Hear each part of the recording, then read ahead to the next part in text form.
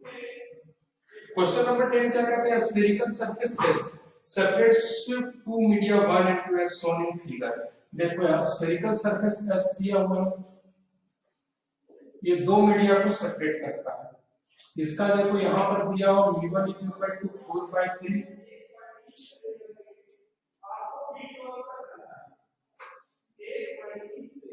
यहाँ पर v1 equal to 4/3 दिया हुआ और यहाँ पर v2 इक्वल टू कितना दिया हुआ 3/2। यहाँ v2 इक्वल टू 3/2 दिया हुआ है और ये रेडियस जो है सर आशना को इन कर लीजिए सर प्लीज। कर तो लिया।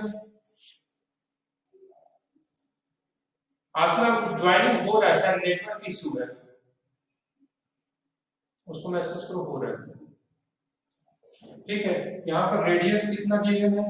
रेडियस इक्वल टू गिवन है 30 सेंटीमीटर। ठीक है, तो अब आपसे बोला जा रहा है so that the light from object, ये रहा यहाँ पर ऑब्जेक्ट है, ठीक है, इस पॉइंट पर ऑब्जेक्ट है, becomes parallel to the optic axis of the system.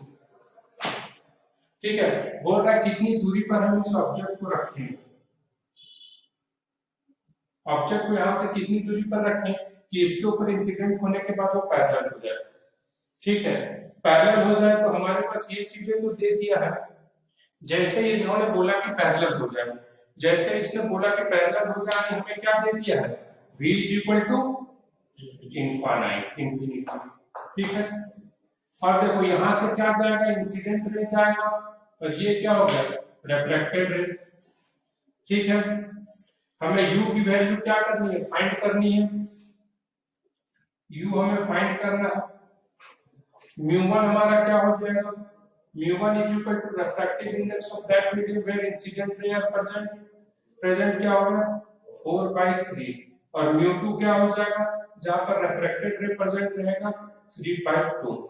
ठीक है, अब इसको सॉल्व कर दो, μ2/v minus μ1/u is equal to μ2 minus μ1/r। इधर वाले को पॉजिटिव लेते इधर वाले को नेगेटिव, μ2/v ये तो 0 हो जाएगा क्योंकि v तो फाइनली इंफिनिटी है, लिख देता हूं μ2 कितना हो गया 3/2 अपॉन इंफिनिटी माइनस μ1/u, μ1 कितना हो जाएगा, μ1 इसका रिफ्रैक्टिव इंडेक्स क्या है 4/3 और u को without sign convention unknown data वैसे डायरेक्ट हमने रख दिया। ठीक है, u को हमने रख दिया यहां is equal to μ2 minus μ1/r।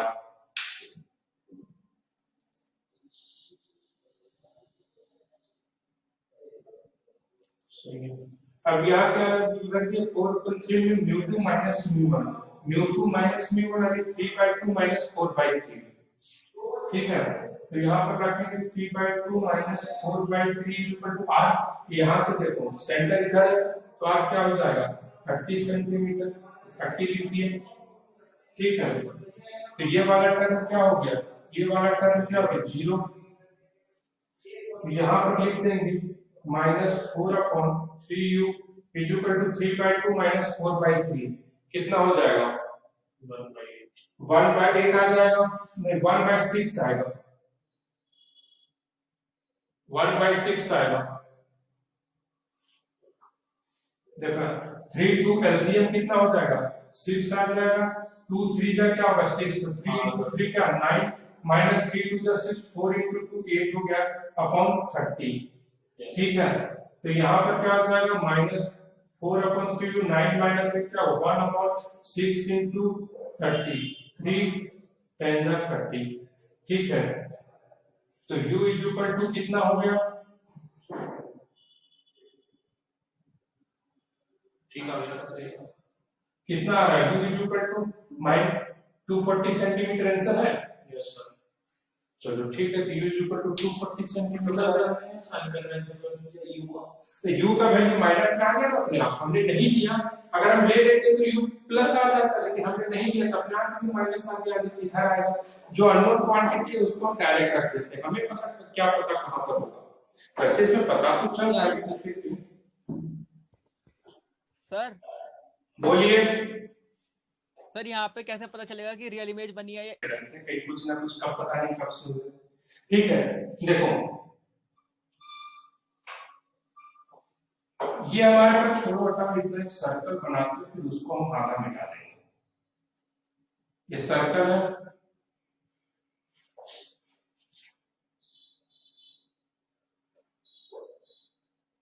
ये सेमी सर्कल है। अब एकदम कह सकते हैं सेमी सर्कल है।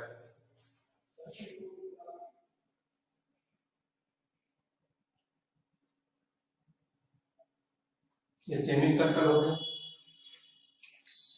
अब ये बोला फिगर शो जो ग्लास हेमिस्फीयर, ठीक है, hemisphere plus placed on the white sheet, ये व्हाइट शीट है, ठीक है, और एक ग्लास हेमिस्फीयर का रिफ्रैक्टिव इंडेक्स क्या है 3/2। ये वर्टिकल पैराक्सियल रे, light beam of diameter d, यहां से लाइट बीम आ रहा है,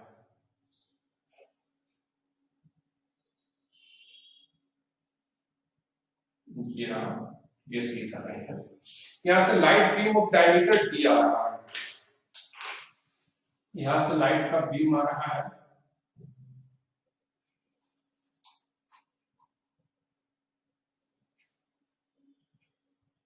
इसका जो डायमीटर है इस बीम का वो क्या है d आ रहा है, सीधा ऐसे करके आ रहा है। अब बोल रहा है diameter d incident on the curve surface of hemisphere is shown in figure. Find the diameter of light spot form on sheet, यहां पर कितना डायमीटर का लाइट स्पॉट फॉर्म होगा उसको बताना है। तो देखो ये क्या होगा ये लाइट सीधा, ये ऊपर वाला रे तो सीधा चला जाएगा, ये वाला रे थोड़ा डेविएट होकर के आएगा,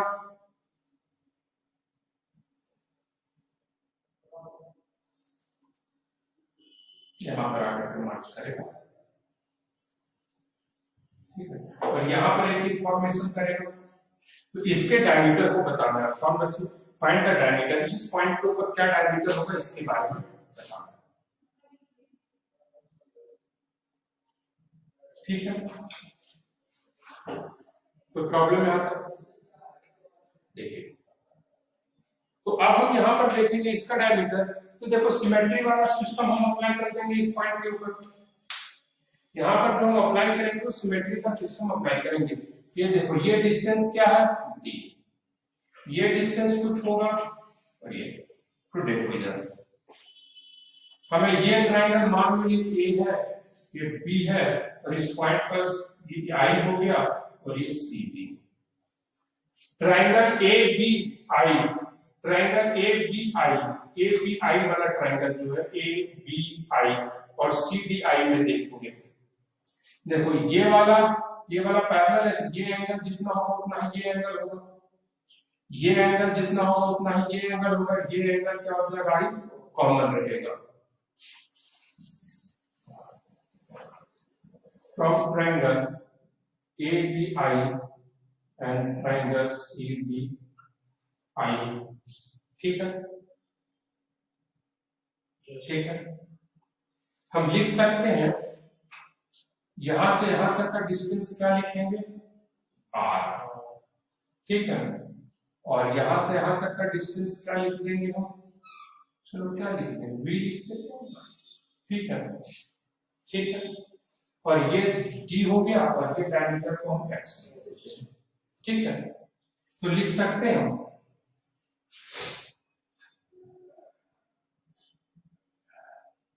नहीं, ये आर थोड़ा सा ये तो रेडियस तो आप मानेंगे ही मानेंगे, ये क्या हो जाएगा r minus v, sorry v minus r, ठीक है। पहले बड़े वाला ट्रायंगल लेते हैं ABI में क्या हो जाएगा हाइट v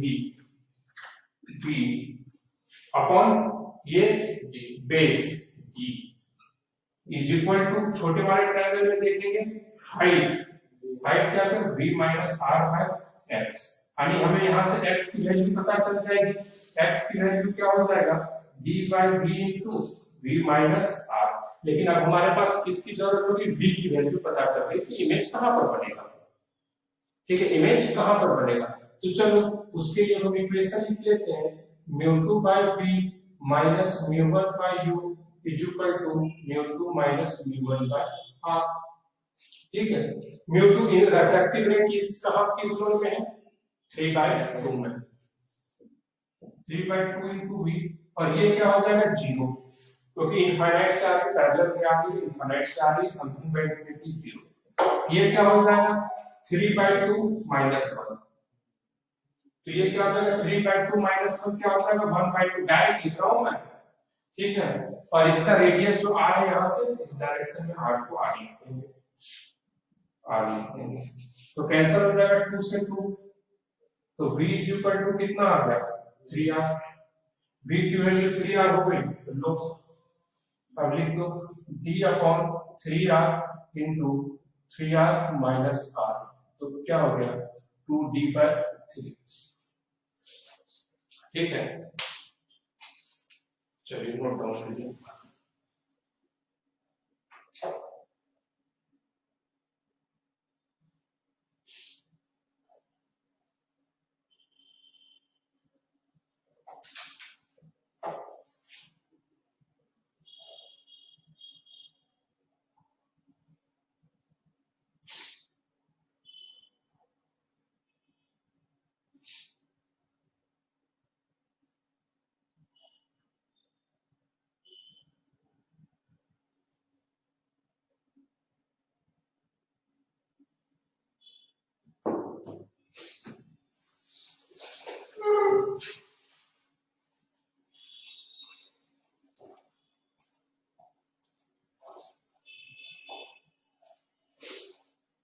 देखो नेक्स्ट क्वेश्चन बोल रहा है कि स्फीयर जिसका रेडियस 10 सेंटीमीटर है, शो जो small object M of length 1 millimetre, यहाँ पर एक ऑब्जेक्ट है जिसका लेंथ कितना है, ये लेंथ 1 मिलीमीटर है, जो सेंटर से इसके सेंटर से कितनी दूरी पर है 5 सेंटीमीटर की दूरी पर है, इसका लेंथ 1 मिलीमीटर इस ऑब्जेक्ट का, और यहाँ से 5 सेंटीमीटर की दूरी पर है, एंड म्यू इक्वल टू 3/2, और इसका रिफ्रैक्टिव इंडेक्स जो है यहाँ का वो क्या है 3/2, ठीक है, which is viewed by observer as shown in the यहां से देखा जा रहा है, ठीक है,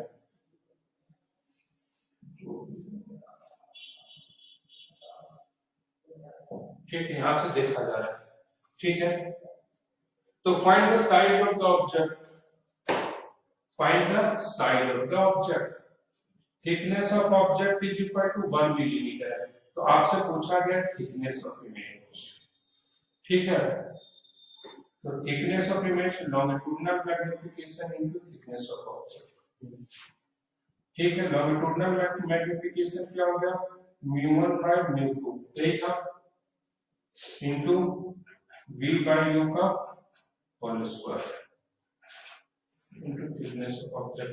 अपने पास सब कुछ गिवन है, एक चीज नहीं पता है, v नहीं पता है, ठीक है, μ1 ये है, μ2 ये है, क्योंकि यहाँ पर ऑब्जेक्ट है, यहाँ इंसिडेंट रहेगा, इधर रिफ्लेक्ट होने के बाद आएगा, तो यहाँ पर लिख सकते हैं μ1 = 3/2, μ2 = 1, u = किस डायरेक्शन को पॉजिटिव लें, जिधर को भी पॉजिटिव, क्योंकि फाइनली हमारा वही आना है पॉजिटिव, हम मान लेते हैं इस डायरेक्शन के लेंथ को पॉजिटिव लेते हैं, इस डायरेक्शन को लेंथ को पॉजिटिव लेंगे तो u = कितना हो जाएगा 15 सेंटीमीटर, भाई यहां से 10 यहाँ 5 यहाँ, तो रेडियस 10 सेंटीमीटर, v तो हमें फाइंड ही करना है, और रेडियस कितना हो जाएगा, रेडियस 10 सेंटीमीटर, ठीक है। तो यहां से कैलकुलेट कर दो μ2/v, μ2 यानी 1/3, कैलकुलेट कर, मैं फार्मूला नहीं लिख रहा हूं, डायरेक्ट लिख रहा हूं, μ2/v माइनस μ1/u, तो minus 3/2 into 15 is equal to μ2 minus μ1, 1 minus 3/2, 1 minus 3/2 is minus of 1/2 into radius, radius is 10 centimeter, कोई प्रॉब्लम, 3 5 15, तो 1/v is equal to क्या लिखते हैं माइनस 1/20, ये उधर चल गया तो प्लस 1/10, 1/10 हो गया, यहाँ भी 2 से मल्टीप्लाई करो, यहाँ भी 2, तो क्या हो जाएगा 1/20, सही आ जाएगा, 1/20 आएगा, यानी कि यहाँ पर क्या आ जाएगा v = 20 सेंटीमीटर, ठीक है। v is equal to 20 centimetre. तो थिकनेस ऑफ लॉन्गिट्यूडनल मैग्निफिकेशन क्या हो जाएगा v1 by v2 यानी 3 by 2 into 1। v1 by v2 direct लिखा हूं 3 by 2 into 1 upon v by u का स्क्वायर।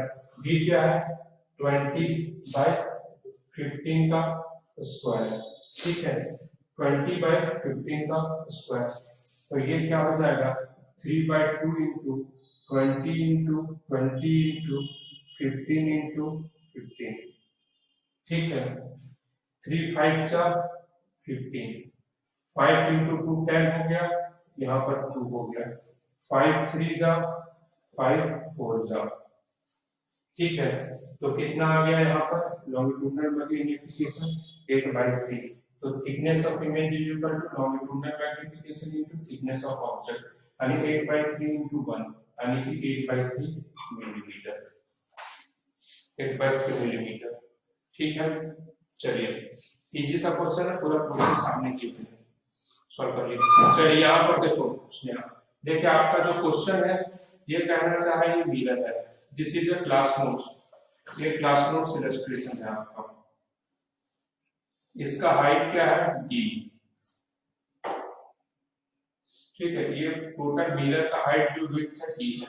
मिडिल में पॉइंट सोर्स रखा हुआ है, शायद हमारे ख्याल से l डिस्टेंस पर रखा हुआ होगा, ठीक है। अब बोल रहा है शायद यहाँ सोर्स से l डिस्टेंस है 2l डिस्टेंस, ये नहीं पता सोर्स से कितना डिस्टेंस पर है बताओ। 2l, सोर्स से 2l, सर 12।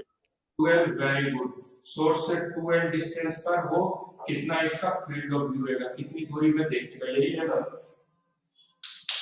3D याद है सर? बस बस बस याद नहीं रखना है, रुक जाओ।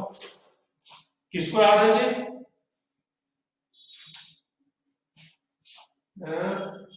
देखो लाइट यहाँ पर जाएगा, हमने क्या बोला था एक्सट्रीम रेज, ये यहाँ गया ये यहाँ पर चला गया, यानी ये यहाँ पर सर। अब ये 3D होगा, मतलब बस हमें प्रोसेस बताना है। Excuse me sir. क्या सर ये सोर्स से 2l डिस्टेंस पे नहीं है सर, मिरर से 2l डिस्टेंस पे जा रहा है वो। अच्छा मिरर से 2l डिस्टेंस पर है। Yes sir. वेरी गुड, ठीक है कोई प्रॉब्लम नहीं है। अब इसमें करना क्या है, अब इसमें हमें फाइंड करना है कि कितना लेंथ है, लेंथ फाइंड करना है ना। तो ये देखो हमने क्या किया था, ये देखो बहुत ही आराम से इसके ऊपर ऐसे मान लगाएं, इसके ऊपर ऐसे मान लगाएं, ठीक है। ये एंगल भी अल्फा बनेगा, ये एंगल अल्फा बनेगा, ठीक है ठीक है। तो अब देखो यहां से पता चल जाएगा ये रहा अल्फा, ये एल है और ये क्या है ये d/2 है, ठीक है। और इसको हम ग्रीन पेन से यूज करते हैं और यहां से यहां तक का लेंथ क्या है 2l है, तो यहां से यहां तक का लेंथ क्या हो जाएगा, ठीक है d/2l आता था। देखो tan अल्फा क्या हो जाएगा परपेंडिकुलर बाय बेस, तो d/2l, तो यहाँ पे d/2l होना चाहिए, 2l तो ऑलरेडी पहले से है, तो ये क्या हो जाएगा d। सिमिलरली ये अगर इधर बीटा बन रहा है ये भी बीटा बनेगा।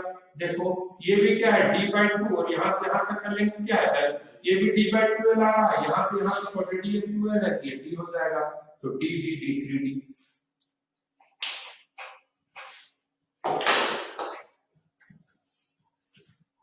चलो बाकी ये इसको नोट कीजिए, पर यहां से नोट करना ज्यादा फायदेमंद है। वो सॉल्यूशन इसलिए दिया गया कि आप लोग उसको अगर कहीं थोड़ा बहुत मिस्टेक हो रहा है आपको सॉल्व करने में तो आप हिंट ले सकें, ऐसा नहीं कि बैठ करके उसी को आराम से फोटोकॉपी करें।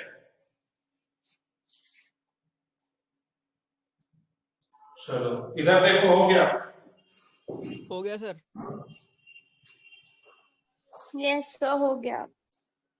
Here figure shows a piece of ball of radius 10 cm in which a diametrical line of fish is moving at a speed of 2 meters per second. Find the speed of fish as observed by the observer. यानी observer किसको देखेगा image को, यानी उसको एक तरह से क्या चाहिए वेलोसिटी ऑफ इमेज इसे कैलकुलेट करना है।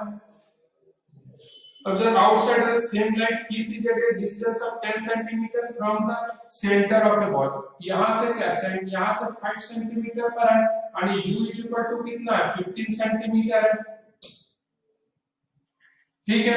तो अब हमें क्या फाइंड करना है v फाइंड करना है। वही सेम फॉर्मूला हम अप्लाई करेंगे और v इज इक्वल टू हमारा कितना आ जाएगा 18 सेंटीमीटर। कर लेना, सॉल्व कर लेना। क्या करना, सॉल्व करने जाओ mu2 by v minus mu1 is u is equal to mu2 minus mu1 by r। r की वैल्यू 10 सेंटीमीटर, इस डायरेक्शन को पॉजिटिव ले लीजिएगा। अभी भी सेम वही टाइप का क्वेश्चन सॉल्व किए पीछे में, तो यहां से हमारे पास नेटवर्क मैग्निफिकेशन क्या आ जाएगा mu1 by mu2 into v by u का स्क्वायर। तो mu1 कितना है, mu1 जो यहां पर ऑब्जेक्ट इंसिडेंट रे mu1 कितना हो गया 3/2, यही है ना, 3/2 ही दिया हुआ ना, नहीं 4/3। mu इज इक्वल टू क्या दिया 4/3 और mu2 बाहर है यानी कि 1 और v क्या हो गया 18 और u कितना हो गया 15 का स्क्वायर। तो कितना हो गया 4 into 18 अपॉन 3 into 15 into 15। ठीक है, 3 6 18, 3 2 18, 3 5 जा 15, 3 6 जा 3 5 जा। ठीक है, पर 5 5 into 4 है ना, एक काम करो यहाँ भी 4 से मल्टीप्लाई करो, यहाँ भी 4 से मल्टीप्लाई करो। 4 से इसलिए मल्टीप्लाई किया 5 into 5 25 into 4 100 हो जाएगा, कैलकुलेशन आसान कर देगा। तो ये 100 हो गया और ये कितना हो गया 4 into 4 16, 16 into 2 32, 32 into 6 36 है 186 into 12 180 plus 12 is 192। इसका मैग्निफिकेशन आ गया 1.92, लेटरल मैग्निफिकेशन आ गया 1.92 और वेलोसिटी ऑफ इमेज हम सब जानते हैं अगर एक गुण।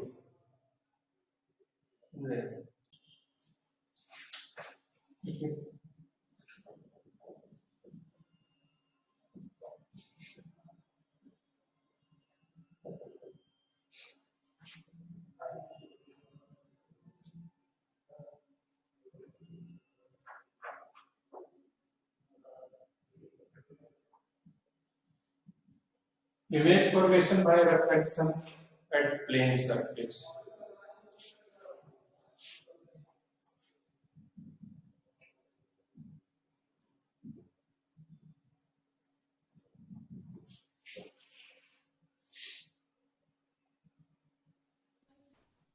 ठीक है, अब देखते हैं जब भी एट अ प्लेन सरफेस, अब जब भी प्लेन सरफेस रहता है तो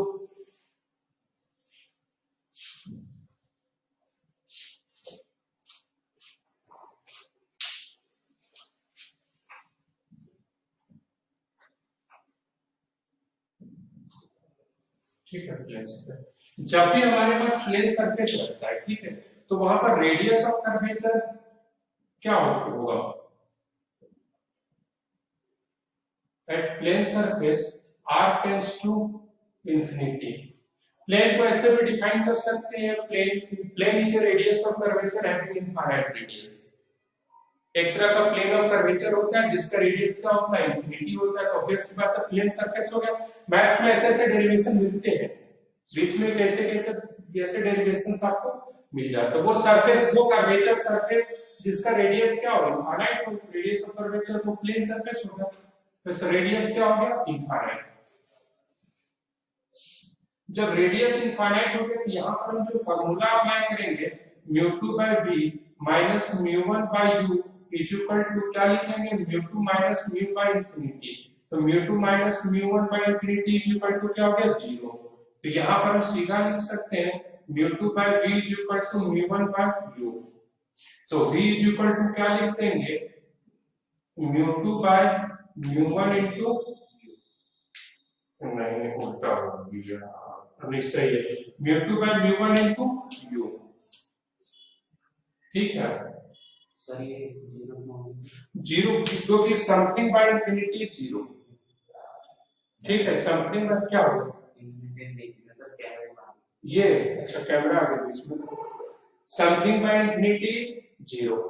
ठीक है, तो mu2 by u v is equal to क्या होगा mu2 by mu1 into u।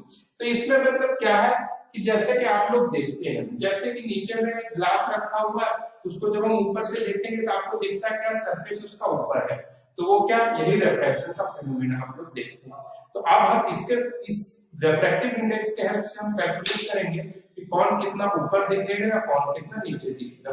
जैसे कि आप लोग बचपन में पढ़े होंगे कि जब हम ऊपर में कोई पंछी उड़ रहा होता है तो जो हम देखते हैं हमें उससे ऊपर, मतलब जो उसका एक्चुअल हाइट रहता है हम उसको क्या देखते हैं, उससे ऊपर देखते हैं, यानी हाइट ज्यादा देखते हैं। ठीक है, ऐसा पढ़े होंगे, पर नहीं पढ़े होंगे तो अभी पढ़ेंगे। लेकिन ये चीज तो आप लोग श्योर जानते होंगे कि ग्लास में जब ऐसे ऊपर से झांकते हैं तो क्या ग्लास का लेयर थोड़ा ऊपर दिखाई देता है। ये अगर कोई नहीं देखा होगा तो फिर अभी जाकर के देख लेना। ठीक है, हर्ष तो बहुत अच्छी तरह से देखा है ना हर्ष? कभी कभार तो मौका मिला कुछ देखा ही होगा, उसमें तो कोई शक नहीं है। चलो यहाँ पर देखो, भानु को भी मौका देखा है, चलो कोई बात नहीं है, चलो ठीक है। सर नमित नहीं देखा लग रहा है, सर उसको भी बोल सकते हैं तो साइड से जो हो जाता अच्छा नमित भी देखा है सर, जैसे कोई हमने पेन डाला अब वो भी होता है, वो उसका भी एंगल ऑफ रिफ्लेक्शन होता है। ठीक है, तो अब देखते हैं। ठीक है, दो केसेस अलग अलग हम देखते हैं, फिर उसके हिसाब से देखेंगे। ठीक है, केस 1 देखते हैं पहले। ठीक है, जैसे कि देखिए ये क्या ले लो, ये μ2 है और ये क्या हो गया μ1। ठीक है,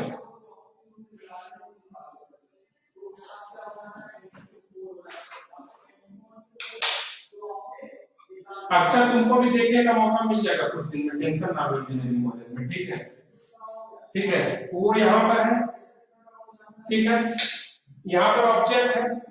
तो अब देखो सपोज दैट हम पहले मान लेते हैं μ2 इज ग्रेटर देन μ1, वही ग्लास वाला एग्जांपल ही देते हैं। ठीक है, μ2 का नीचे भाई जो पानी रखा हुआ हम, मेरा हाथ कहाँ है, बाहर में है, एयर में है, तो ये एयर हो गया और ये डेंसर हो गया। μ2 by μ1, μ2 is denser and μ1 is rare. तो इस कंडीशन में क्या होगा, देखो हम दोनों तरीके से रे डायग्राम और उससे दोनों से सॉल्व करेंगे। ये लाइट ऐसे करके जाना चाहेगा और जाने के बाद क्या होगा, ऐसे करके रिफ्लेक्ट कर जाएगा अवे फ्रॉम द नॉर्मल, क्योंकि डेंसर से रेयर जाने का अवे फ्रॉम द नॉर्मल होता है। तो ये लाइट कहां पर आएगा, कहीं यहां पर इसका इमेज का एक्चुअल में यहां रहना चाहिए, दिख कहां रहा है, इतना ऊपर दिख रहा है, ये थोड़ा कम ऊपर दिखेगा लेकिन दिखेगा ऊपर। ठीक है, इसी तरह से इधर से भी ले जाओ,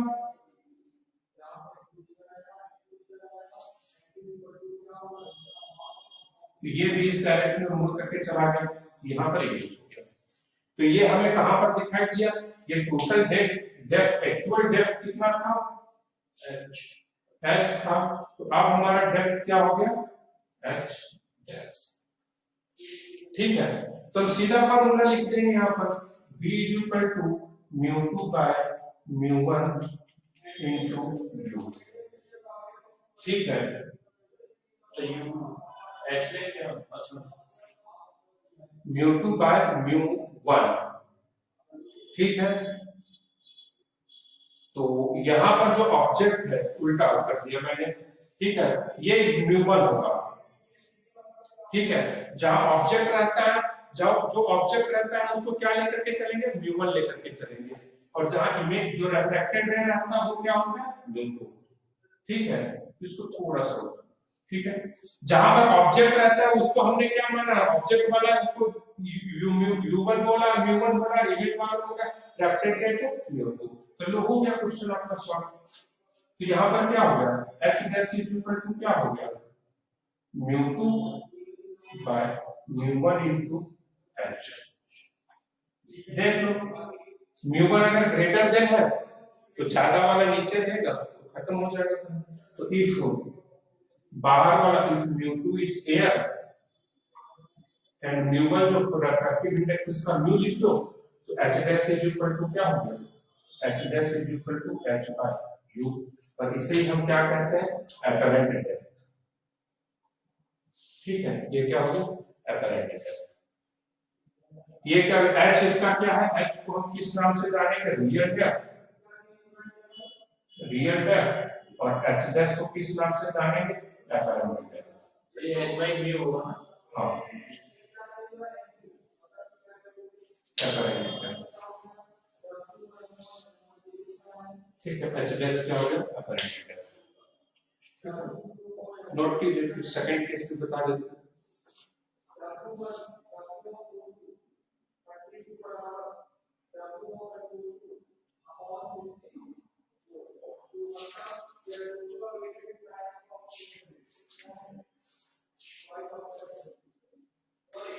कल इस टॉपिक को पूरा कंप्लीट करूंगा न्यूमेरिकल के साथ भी, तो फिर पेज स्टार्ट होगा डेट को।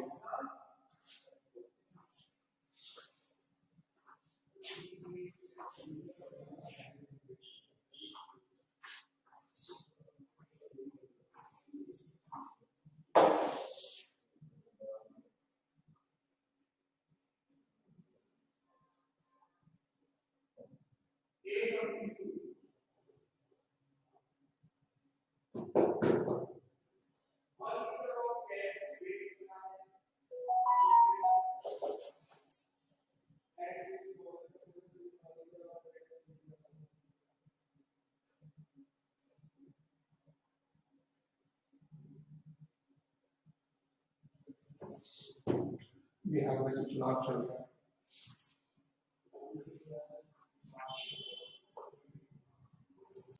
यहाँ पर हम क्या लिख सकते हैं, एच डैश को एपरेंट डेप्थ।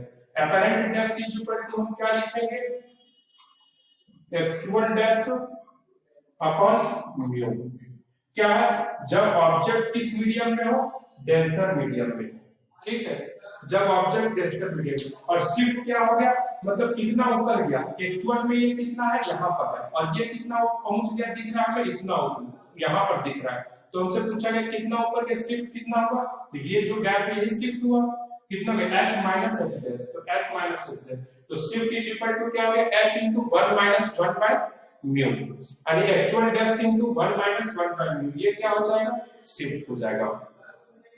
एक चीज यहाँ पर और देख लीजिए, if u is positive then v is also positive। अगर u पॉजिटिव रहेगा तो v भी पॉजिटिव रहेगा, और u नेगेटिव रहेगा तो v भी नेगेटिव रहेगा। यानी हम कह सकते हैं दोनों एक ही साइड बनेगा। समझ में आ रहा है, अगर u पॉजिटिव है तो v भी पॉजिटिव होगा, u नेगेटिव रहेगा तो v भी, यानी ऑब्जेक्ट और इमेज दोनों क्या रहेगा, एक ही साइड बनेगा। और if u negative then v is also negative, that is object and image both are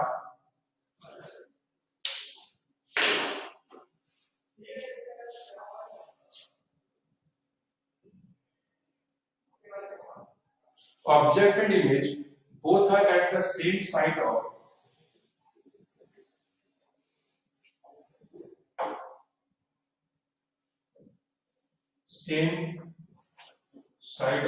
refracting surface।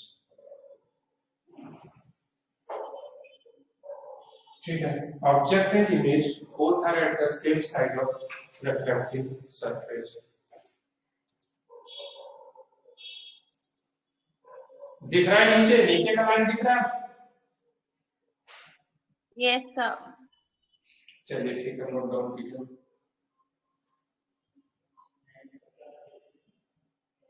अब देखिए,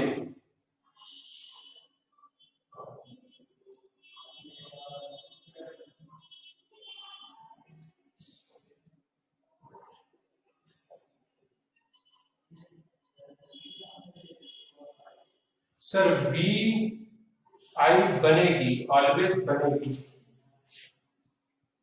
हाँ वी आई इमेज तो बनेगी बनेगी, इमेज तो बनेगी बनेगी। चलिए ठीक है, यहां तक रखिए। कल आप लोग सोच करके आइएगा कि जब हम ऑब्जेक्ट को रेयर मीडियम में रखेंगे और हम डेंसर मीडियम में से देखेंगे तो क्या होगा, ठीक है, ये आप एक बार सोच करके आइएगा। और फिर इससे आगे का जो टॉपिक है, हाँ वर्चुअल इमेज, ठीक है, आगे आप लोग ये देख करके आइएगा कि जब हम इसको रेयर में देखेंगे, रेयर में रखेंगे और हम डेंसर से देखेंगे तो क्या घटनाएं घटेंगी।